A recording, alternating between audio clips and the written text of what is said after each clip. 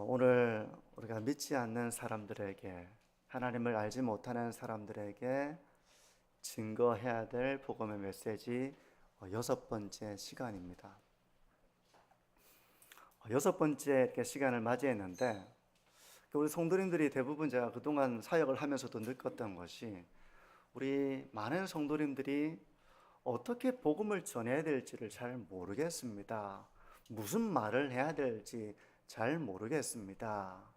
그냥 예수님이 우리를 위해 죽어주셨습니다. 우리는 죄인입니다. 이 한마디 하고 나면 이제 더 이상 할 말이 없는데, 어떻게 세상 사람들 앞에서 그들에게 이 복음을 전하기 위해서 어떤 메시지를 해야 될지 자기는 1분도 제대로 얘기를 못하겠다 라는 것이, 사실 몇몇 성도님들만 저에게 얘기하셨지만 많은 분들이 공감하고 있고 느끼고 있는 바일 것입니다. 오늘 6번째 시간인데요, 그동안의 5번째 메시지를 한번 5번의 그 메시지를 간략하게 한번 정리를 해볼게요. 이거는 계속 반복해도 저는 부족함이 없다고 생각합니다. 왜냐하면 자꾸 잊어버리니까요. 그래서 이 5번의 메시지를 간략하게 정리해 보면서 오늘 메시지가 어떻게 연결되는지, 그 연결고리를 우리가 잘 이렇게 파악을 하는 것이 되게 중요합니다. 첫 번째 메시지는 뭐에 대한 거였습니까? 참된 행복에 대한 것이었죠. 우리는 참된 행복에 대해서 하나님을 알지 못하는 자들에게 말해야 됩니다. 세상 사람들이 말하는 행복이라고 하는 것은 실제 가보면 존재하지 않는 신기루와 같은 것입니다. 사람들은 저기만 올라가면, 저기만 가면, 이렇게만 되면 행복할 텐데 생각해보지만, 그 자리에 가보면 또 다른 근심과 두려움과 염려와 또 삶의 어려움과 곤고함과 계속 그걸 느끼면서 저 자리만, 저 자리만, 저기만 이렇게 가고 있는 삶의 현실이거든요. 사람은 하나님이 아니고서는 채워지지 않는 그 빈 공간이 있는 그런 존재이다. 참된 행복은 하나님 안에 있다. 이것을 우리가 전할 수 있는 것입니다.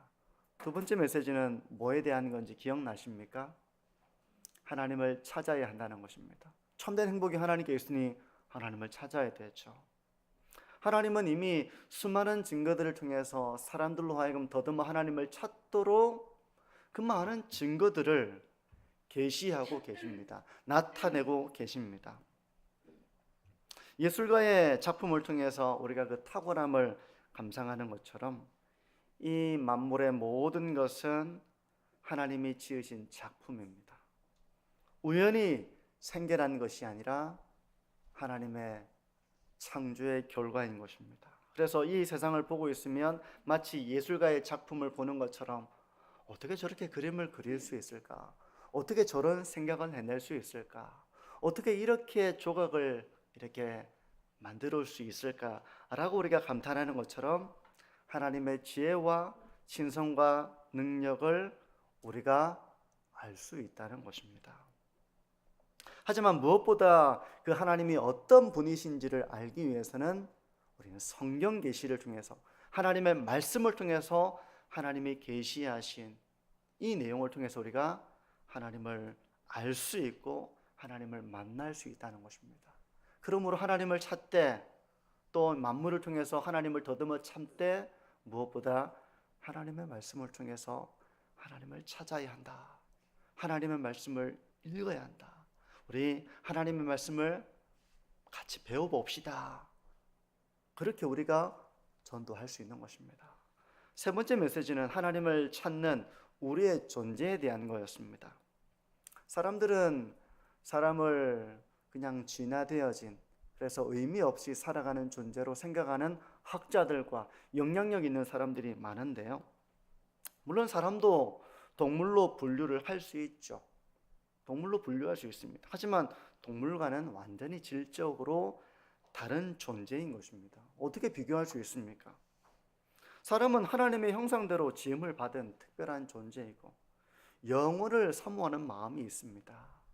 사람만 매장을 하고 장례를 하고, 혹시 장례를 하는 그런 짐승들을 본 적은 없으실 거예요. 사람은 가지고 있는 지성을 통해서 우주를 탐사하고 과학 문명을 발달시킬 정도로 특별합니다. 어떤 동물들이 할 수 없는, 비교도 할 수 없는 그런 존재인 것입니다. 근데 이런 인간이 죄를 지음으로 말미암아 타락했다는 거예요.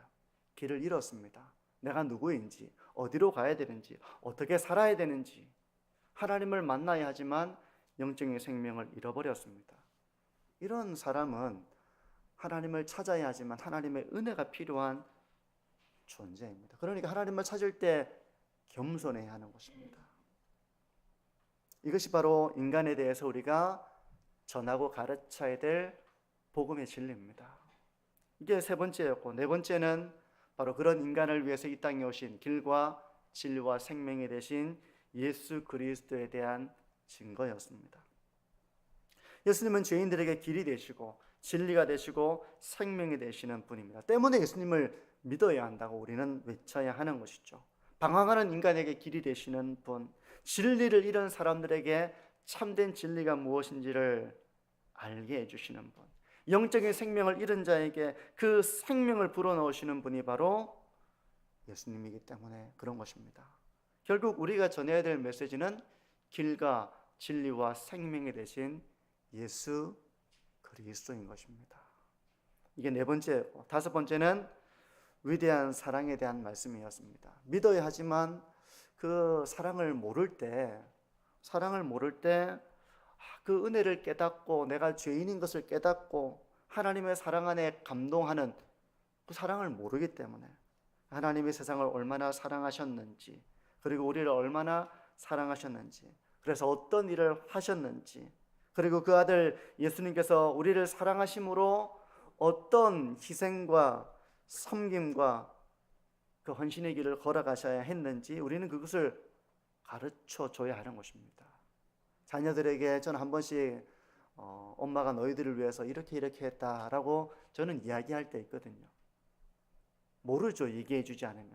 근데 그걸 듣고 나면 아, 그랬었구나 하고 엄마의 사랑을 다시 생각해 보게 되는 것이죠. 우리는 하나님의 사랑과 예수 그리스도의 사랑을 전하며 이런 하나님의 사랑 가운데 회개하고 돌이켜 예수 그리스도의 복음을 믿어야 한다고 우리는 전해야 하는 것입니다.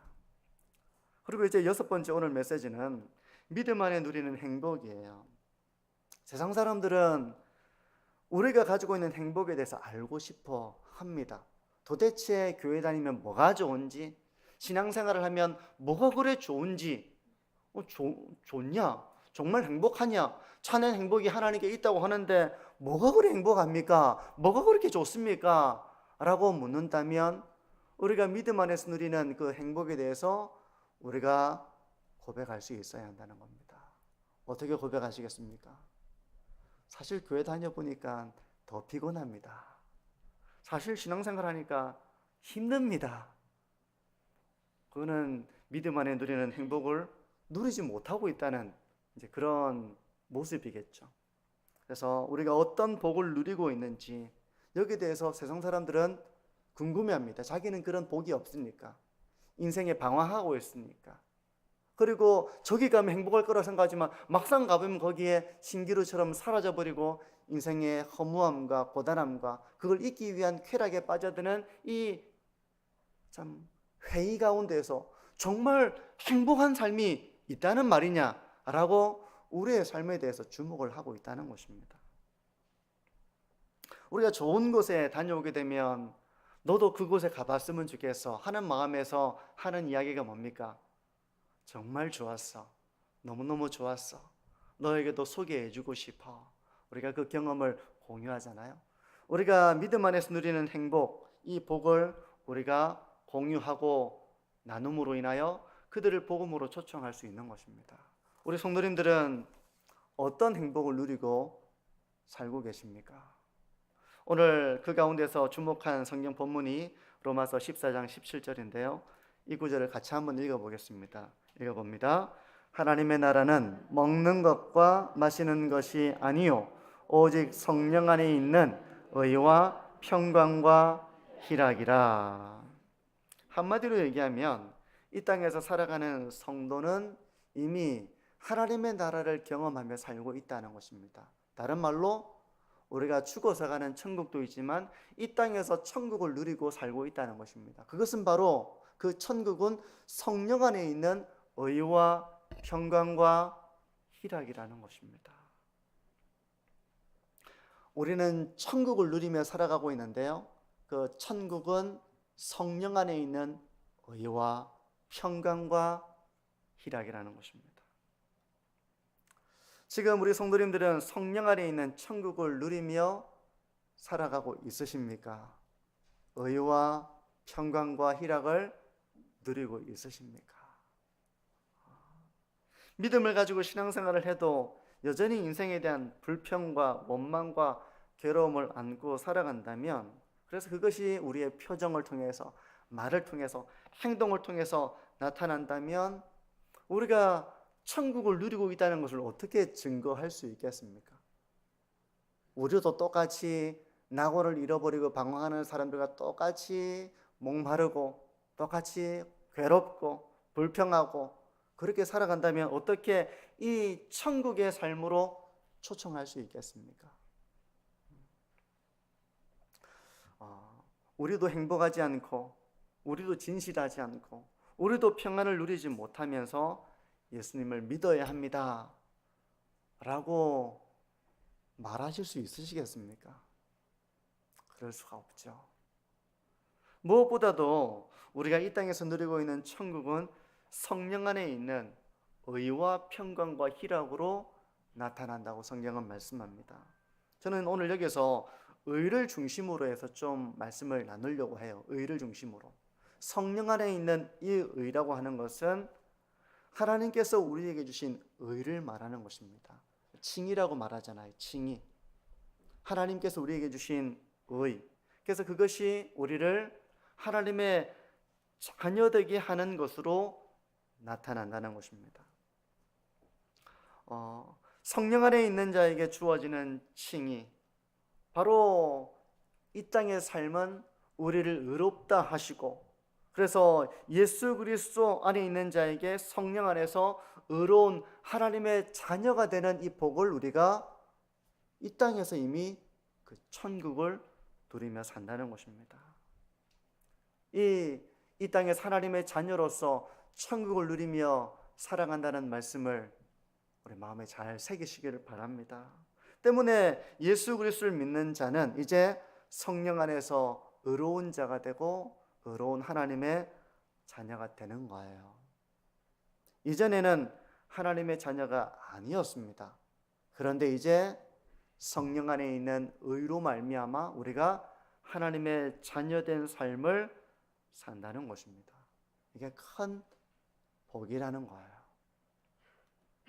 그러면 의로운 하나님의 자녀가 되기 이전에 우리는 누구였나? 그 삶이 불행한 삶이었다면 우리는 누구였나 하는 것을 생각해 볼 수 있겠죠. 하나님의 자녀가 되기 전에 우리는 누구였습니까? 고아였습니까? 아버지가 없었습니까? 아닙니다. 아버지가 있었습니다. 그 아버지는 바로 마귀라고 성경은 말씀합니다. 일단 먼저 에베소서 2장 1절과 2절을 먼저 보십시오. 그는 허물과 죄로 죽었던 너희를 살리셨도다. 그때 너희는 그 가운데서 행하여 이 세상 풍조를 따르고 공중의 권세 잡은 자를 따랐으니 곧 지금 불순종의 아들들 가운데서 역사하는 영이라. 이제 좀 이따가 또 성경 구절을 인용하겠지만요, 쉽게 말하면 하나님의 자녀가 되기 이전에 우리는 모두 마귀의 자녀들이었습니다. 공중 권세 잡은 자를 따르는 마귀의 자녀들이었고, 지금 세상 사람들은 마귀의 자녀들로서 공중 권세 잡은 자, 이 마귀를 따르고 있다는 것입니다. 마귀는 스스로 존재하는 신이 아닙니다. 하나님에 의해 창조된 원래는 천사였습니다. 그런데 그가 하나님께 반역한, 그리하여 타락한 천사의 우두머리가 된 거예요. 악한 영들이 이 땅에는 있습니다. 예수님은 마귀에 대해서 이렇게 말씀하셨습니다. 요한복음 8장 44절인데요. 너희는 너희 아비 마귀에게서 났으니. 그러니까 마귀의 자녀였다는 것입니다. 죄 가운데 타락하여 마귀의 자녀로 살았다는 것입니다. 마귀에게서 났으니 너희 아비의 욕심대로 너희도 행하고자 하느니라. 그는 처음부터 살인한 자요 진리가 그 속에 없으므로 진리에 서지 못하고 거짓을 말할 때마다 제 것으로 말하나니 이는 그가 거짓말쟁이요 거짓의 아비가 되었습니다. 여기서 마귀를 따르는 사람들의 특징이 나옵니다. 그 특징은 마귀의 욕심대로 그 사람도 욕심을 따라 행하고자 한다는 것입니다. 욕심을 따라 행하고자 한다는 거예요. 근데 사람의 욕심에 끝이 있습니까? 끝이 없잖아요. 지금 우리 사무엘서 말씀을 보면서 지금 다윗에 대한 말씀을 우리가 새벽마다 묵상하고 있는데요. 다윗은 부족할 것이 뭐가 있습니까? 모든 것을 가지고 있습니다. 왕입니다. 하나님이 넘치는 은혜와 복을 그에게 주셔서 그를 인도하셨고 그를 왕으로 세우셨습니다. 근데도 그는 욕심을 가졌던 것입니다. 여러분, 세상 사람들은 마귀의 욕심을 따라서 그 욕심을 따라 행하고자 한다는 것입니다. 채워지지 않는 거예요. 여러분, 우리도 하나님의 은혜로 채워지지 않으면 자꾸 세상에 목마른 자가 되기 쉽습니다. 욕심을 따라 행하기 쉬운 거예요. 자꾸 옛사람의 모습으로 돌아가서 살기 쉬운 우리의 모습인 것입니다. 우리가 완전한 성화를 아직 이루지 못했어요. 성화의 길을 걸어가고 있는 것입니다. 이 욕심을 따라 이기적인 존재가 되는 것입니다. 이기적인 사람들 보셨죠? 말하는 모든 것이 계획되어 있는 이기적인 자기의 유익을 위한 것을 두고 말하고 행동합니다. 이 욕심을 따라 행하는 사람들은 본질적으로 다른 사람을 미워합니다. 그렇지 않은 것처럼 자기 유익을 더 사랑하기 때문에 그런 거예요. 이 욕심을 따라 욕망에 사로잡힌 존재가 되면 정말 무서운 사람이 되는 것입니다. 은혜도 모릅니다. 가족도 모릅니다. 배반하죠. 욕심을 따라 행하는 이것이 바로 본질적으로 마귀를 따라 살아가는 사람들의 삶이라는 것입니다. 또 마귀는 어떤 존재인가? 거짓말을 잘한다고 주님은 말씀합니다. 거짓의 아비라고 말씀하고 있어요. 근데 이 마귀가 속삭이면 너무너무 달콤해요. 그럴 것 같아요. 여러분, 사기꾼이 와서 이야기하면 어떻습니까? 저거 사기야. 그럴 것 같으면 사기꾼이 어떻게 먹고 살겠습니까? 정말 감쪽같이 속이죠.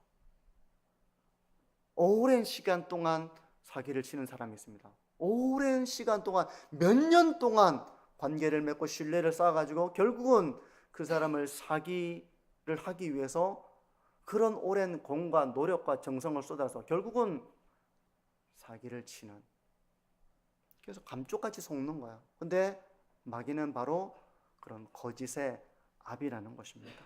그래서 세상적으로 똑똑한 사람들, 이런 학자들을 통해서는 무신론적 사고방식을 가지고 살아가도록 그 사상을 퍼뜨립니다.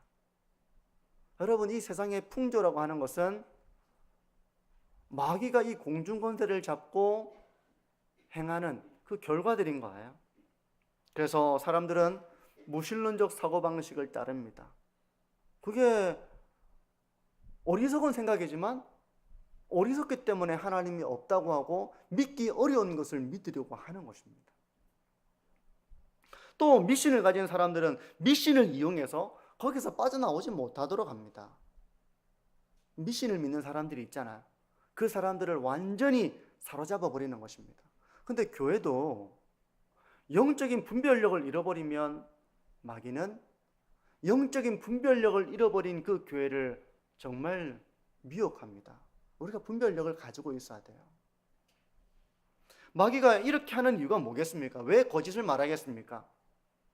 그것은 바로 우리의 소중한 것을 빼앗기 위해서 그 일을 하는 거예요. 얼마나 악합니까? 얼마나 악합니까? 아버지가 되어가지고 완전히 그를 따르는 자들을 착취하고 거짓으로 몰아가지고 그의 소중한 것을 다 빼앗는다는 것입니다. 그를 파탄에 이르도록 한다는 거예요. 얼마나 악합니까?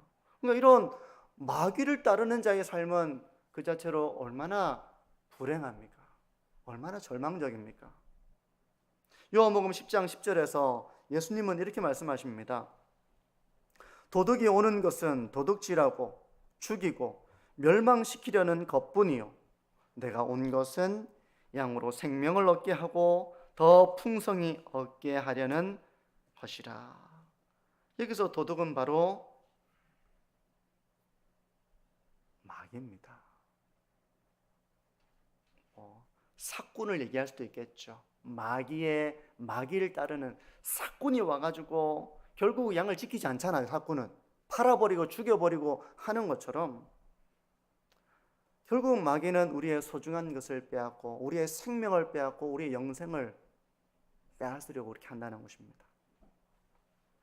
그래서 사람들의 인생을 거짓을 사로잡게 만들도록 속삭이고 욕망에 사로잡혀가지고 끝없는 그 욕망의 길을 걸어가면서 자기를 파탄에 이르게 하고 자기가 사랑하고 섬겨야 될 사람들을 파탄에 이르게 만들고 그런 멸망으로 가게 만든다는 것입니다. 채워지지 않는 그 욕망을 자극해서 계속해서 욕망을 추구해 나가도록 하는 그 삶 가운데 인간성을 거의 상실하게 만들어 버립니다. 이기적인 존재가 되게 합니다. 결국은 가족도 뒤로 하는 그런 존재가 되도록 마귀는 그 사람을 철저하게 빼앗는다는 것입니다. 이것이 마귀의 특징이에요. 그러니까 마귀의 자녀는 얼마나 거짓에 사로잡혀 있습니까? 얼마나 욕심에 사로잡혀 있는 그 끝없는 욕망의 길을 걸어갑니까? 저까지 가면 행복해지겠지, 여기 가면 행복해지겠지 하지만 돌아오는 것은 깊은 죄책감과 후회지만 점점점 돌아올 수 없는 그 길을 걸어가도록 하는 것입니다. 마귀는 자기의 자녀를 사랑하지 않습니다. 우리가 가진 소중한 것을 다 빼앗아 버립니다. 어리석은 길을 걸어가도록 합니다. 절망에 빠지도록 하는 거예요. 결국은 영생을 잃어버리게 하는 것이 마귀가 하려는 일입니다. 도둑이고 강도며 우리의 소중한 모든 것을 빼앗아가는 자입니다. 거짓을 진실이라고 믿게 합니다. 나무와 돌을 깎아 만든 것을 신이라고 믿게 만듭니다. 하나님이 없다는 무신론적 사상을 통해 가지고 네 마음대로 살아도 된다라는 무신론적 가치와 삶을 주입해 그 사람의 인생을 허비하게 만듭니다. 그런데 하나님의 자녀가 되기 전에 우리가 바로 본질적으로 그런 삶을 살았다고 하나님은 말씀하시는 거예요. 어찌 평안할 수 있겠습니까? 어찌 참된 만족을 누릴 수 있겠습니까? 어찌 그의 삶이 평안하고 함께 있는 사람들과 화목을 이루어 나갈 수 있겠습니까? 욕망과 이기심과 거짓과 이런 것에 사로잡혀서 어떻게 참된 평안과 화목을 누리는 삶을 살 수 있겠습니까? 그 사회생활이 어떻게 편안하겠습니까? 이것이 바로 본질적으로 마귀의 자녀된 공중권세 잡은 자를 따르는 사람의 삶이라는 거예요. 본질적으로 그렇게 얘기하는 것입니다. 하나의 각각 케이스들을 다 말할 수는 없겠죠. 그런데 하나님은 어떤 분이십니까? 하나님은 선하시고 거룩하신 분이십니다. 여러분, 이런 하나님을 아버지로 두고 살아가는 인생은 참 복된 것입니다.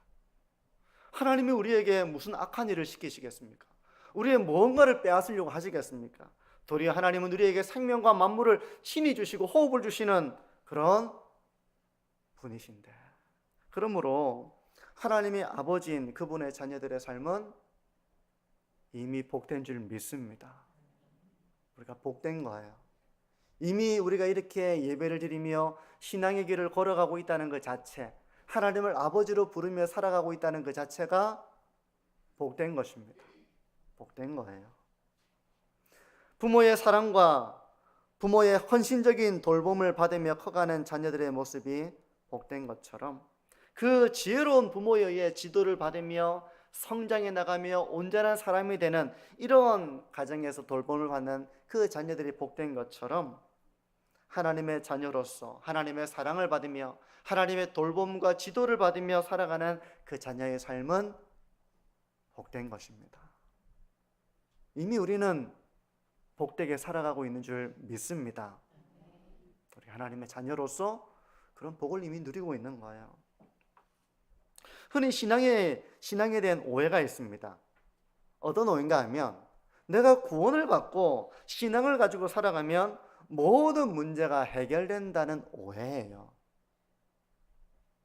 여러분, 이런 오해에 빠지지 마십시오. 신앙인의 삶에는 아무 문제가 없습니까? 그런 것입니까? 신앙인의 삶에는 아무런 고난이 없습니까? 그런 것입니까? 그렇게 믿고 있으십니까? 그러면 예수님의 제자들은 그들은 편안하게 살았습니까? 예수님의 제자들은 안락하고 편안한 삶을 산 것은 아니었습니다.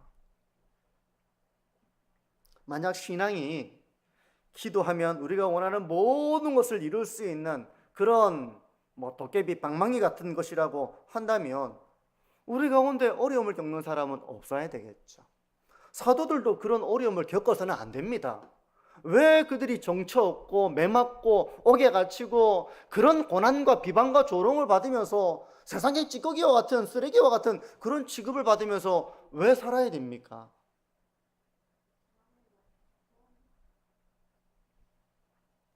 바울도 육체의 가시라고 불리는 질병이 있었습니다. 디모데도 위장병을 달고 살았습니다. 우리 그리스도인 역시 인생에 많은 어려움을 겪으면서 살아갑니다. 그래서 우리가 전도할 때 나는 아무 문제 없는 것처럼 이야기할 수 있는 분이라면 이야기하셔도 돼요. 그게 진실이라면. 그런데 우리 그리스도의 삶 가운데도 고난이 있고 어려움이 있는 거잖아요. 하지만 그럼에도 불구하고 우리가 증거할 수 있는 복음의 진리는 무엇입니까? 하나님의 자녀된 우리의 삶 가운데 하나님의 인도와 보호하심이 있다는 것입니다. 때로는 우리가 시련을 겪습니다. 근데 그 시련은 우리를 망가뜨리는 것이 아니라 도리어 하나님은 그 시련을 통해서 우리의 믿음을 단련하십니다. 하나님을 더 알아가게 하시는 거예요. 그래서 하나님의 사람으로 우리를 연단하시는 것입니다. 그러니까 그게 복된 것입니다. 시련 그 자체는 우리에게 아픔이에요. 혹시 시련이 즐거운 분이 계십니까? 아니에요. 시련은 아픈 것입니다. 시련은 우리를 잠시 근심하게 합니다. 시련은 우리의 마음을 되게 힘겹게 하는 것입니다. 근데 그것이 유익이 되기 때문에 그것이 복이 될 수 있는 것입니다. 누구에게? 하나님의 자녀된 성도에게 그렇다는 것입니다. 때문에 성도의 기쁨이라고 하는 것은요, 평안이라고 하는 것은 아무 문제와 갈등이 없어서 주어지는 것이 아니라 환난 속에서도 누리는 은혜이며 평안인 것입니다. 그게 바로 성도의 복이에요. 로마서 5장 3절과 4절은 이렇게 말씀합니다. 다만 이뿐 아니라 우리가 환난 중에도 즐거워하나니 이는 환난은 인내를, 인내는 연단을, 연단은 소망을 이루는 줄 알미로다. 하나님의 자녀에게 환난이 있다는 것이죠.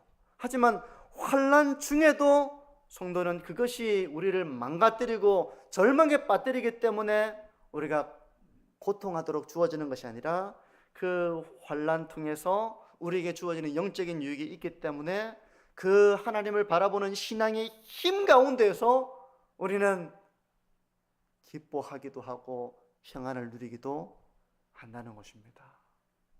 믿으십니까? 이거예요. 얼마 전 아내가 운전을 하면서 아이를 치었습니다.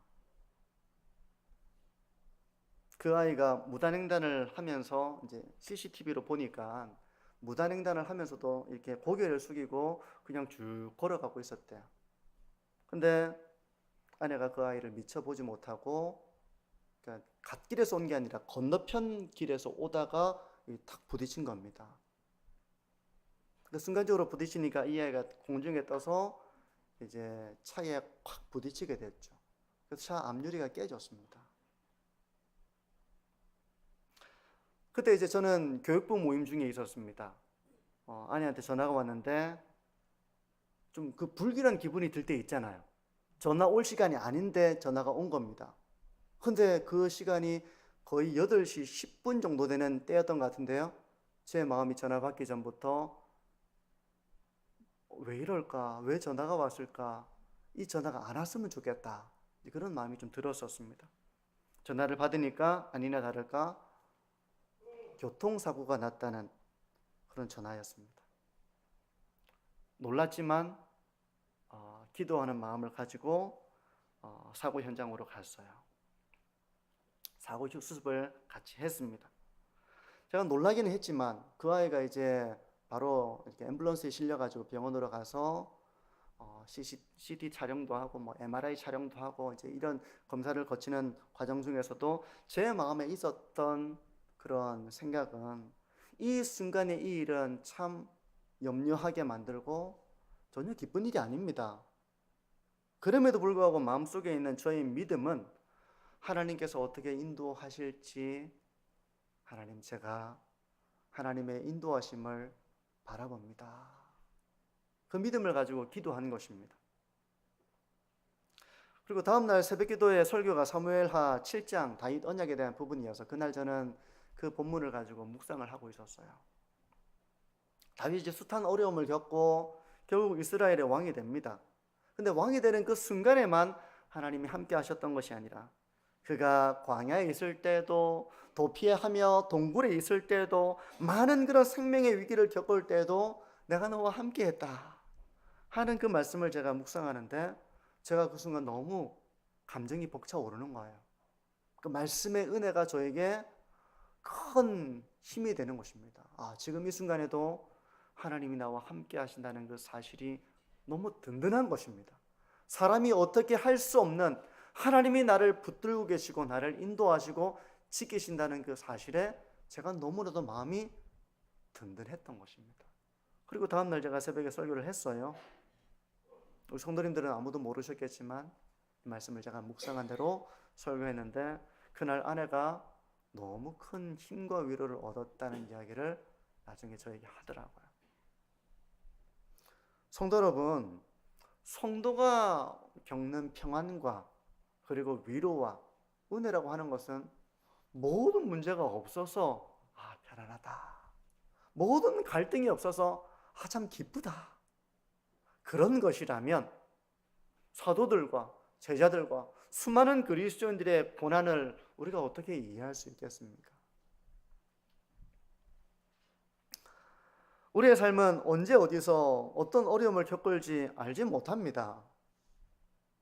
그럼에도 불구하고 하나님의 자녀된 삶 가운데에는 하나님의 사랑과 보호와 인도하심이 있는 줄 믿습니다. 그게 우리에게 평안을 주는 거예요. 그게 우리에게 힘을 주는 것입니다. 그 믿음 안에서 우리는 실제적인 힘을 얻고요, 마음이 든든해지고요, 불안을 떨쳐버리고요, 하나님의 평강을 누리게 되는 것입니다. 성령 안에 있는 평강을 이렇게 누리는 것입니다. 더 이상 문제가 되지 않는 거예요.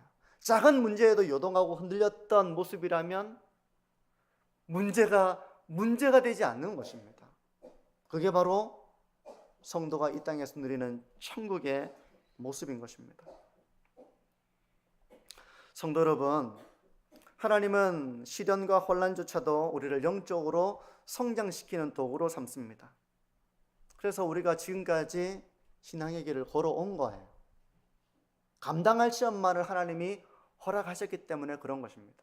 우리 성도님들도 자녀들에게 때로는 시험을 줄 때가 있잖아요. 있을 것입니다. 어려움을 이렇게 줄 때가 있을 것입니다. 그런데 언제까지 그 어려움을 줍니까? 이 아이가 절망하고 막 두려워하고 벌벌 떨고 마음에 병을 얻고 인생이 막 꼬꾸라지도록 할 때까지 시험하십니까? 그렇게 안 하잖아요. 감당할 정도로만 하는 겁니다. 그리고 이 아이가 그걸 통해 가지고 하나님을 의지하는 법을 배우도록 하나님은 그렇게 하시면서 우리의 삶을 인도하시는 것입니다. 그래서 고린도전서 10장 13절은 이렇게 말씀합니다.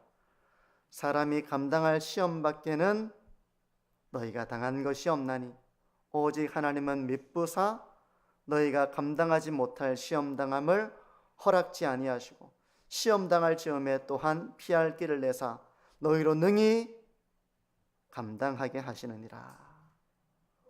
우리 아버지가 이렇게 우리를 인도하신다는 것입니다. 우리가 얼마나 영적으로 미숙합니까? 부족합니까? 성숙하지 못하잖아요.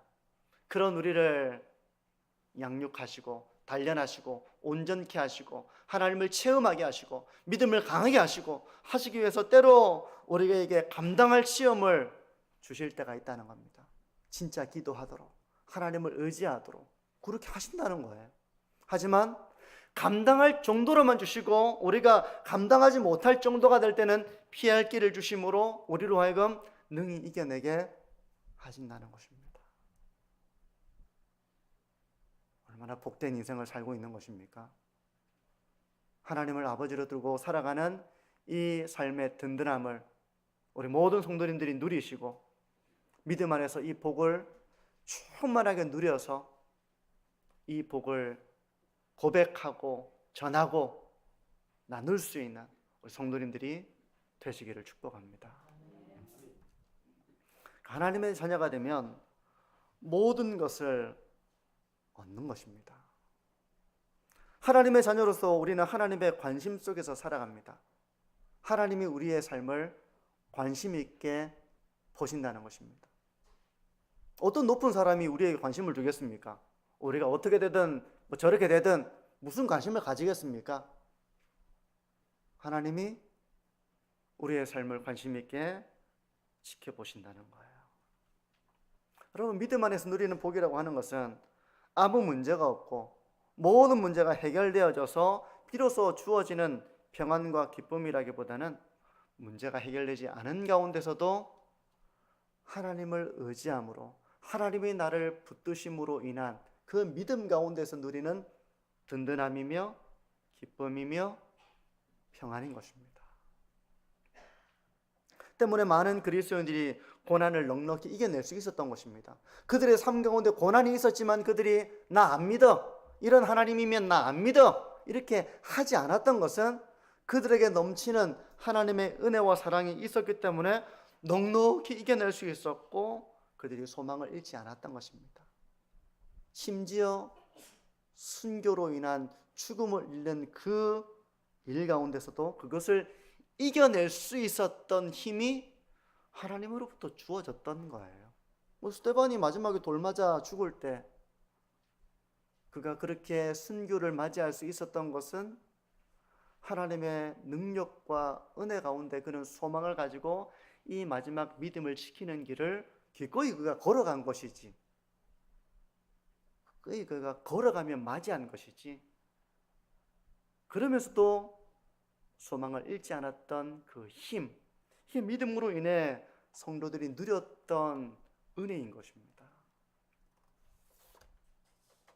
성도 여러분, 질문을 드릴게요.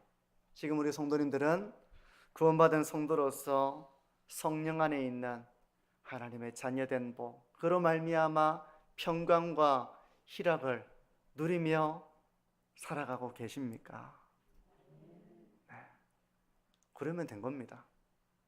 그러면 된 겁니다. 복음을 오해하지 않고 내가 하나님의 자녀가 되어서 이미 모든 것을 누리고 있고 가진 자로서 살아간다는 믿음 때문에 이것도 주십시오, 저것도 주십시오, 이것도 주십시오 하면서 불평하면서 뭔가를 얻어내려고 하는 그 어린 신앙에서 벗어나서 이미 하나님의 자녀로서의 그 지위와 은혜와 복과 하나님의 인도하심에 대한 확신 가운데 살아가는 것이 바로 성도가 믿음 안에서 누리는, 이 땅에서 누리는 복인 것입니다. 비록 어려운 일을 겪기도 하고 시련도 있고 하지만 그것은 우리를 망하게 하려는 일이 아니라 하나님의 관심 속에서 우리가 하나님의 은혜를 체험하도록 하고 믿음이 견고해 나가도록 하고 그리하여 하나님의 사람으로 온전하게 하기 위한 주님의 통치 가운데 일이라는 사실을 우리가 믿는다면 걱정하는 대신에 하나님 이 일을 통해서 저를 어떻게 인도하시려고 하시는지 저는 모르지만 선하신 하나님께서 저를 인도하실 줄 믿습니다. 이 믿음 가운데서 그 사람은 평강을 누릴 수 있는 것입니다. 실제적인 성령의 압도하는 평강을 누릴 수가 있는 것입니다. 우리 성도님들이 말씀을 읽고 묵상하면서 이런 은혜를 체험하시기를 바랍니다. 기도하는 가운데 이렇게 부어주시는 폭포수와 같이 부어주시는 이런 은혜를 체험해요. 그 하나님을 맛보아 아는 우리 만천중앙교회가 되어지기를 바랍니다. 아마도 이런 간증을 하려고 한다면 우리 성도님들 중에 하실 말씀이 많은 그런 분들이 많이 계실 거라고 봐요. 하나님은 이런 자녀된 우리의 삶 가운데 우리가 믿음의 기도 가운데 병을 고쳐주기도 하십니다. 믿음의 기도는 병든 자를 낫게 하리니 라는 말씀처럼 저도 병 고침을 많이 받았습니다. 근데 모든 병 고침이 다 받는 것은 아니에요. 지금도 아픈 곳이 있습니다. 병 고침도 많이 받았습니다. 죽을 위기도 겪었습니다. 우리의 필요를 공급해 주십니다. 문제를 해결해 주기도 하십니다. 여러 가지 복을 누리게 하십니다. 하지만 그리 아니하실 때에도 하나님은 변함없는 사랑과 은혜로 우리의 삶을 지키시는 우리의 아버지시라는 거예요. 이 믿음을 붙잡고 신앙의 길을 걸어가시는 우리 모든 성도님들이 되어서 그래 신앙생활 하니까 뭐가 좋습니까? 라고 얘기할 때 우리가 가지고 있는 진실하게 얘기하지만 이 신앙의 고백, 우리가 가지고 있는 이 믿음, 우리가 고백하는 하나님, 그 안에서 누리고 있는 성령 안에 있는 의와 평강과 희락을 고백하며 간증하며 그를 복음으로 초청할 수 있는 우리 모든 성도님들이 되시기를 주님의 이름으로 축복합니다.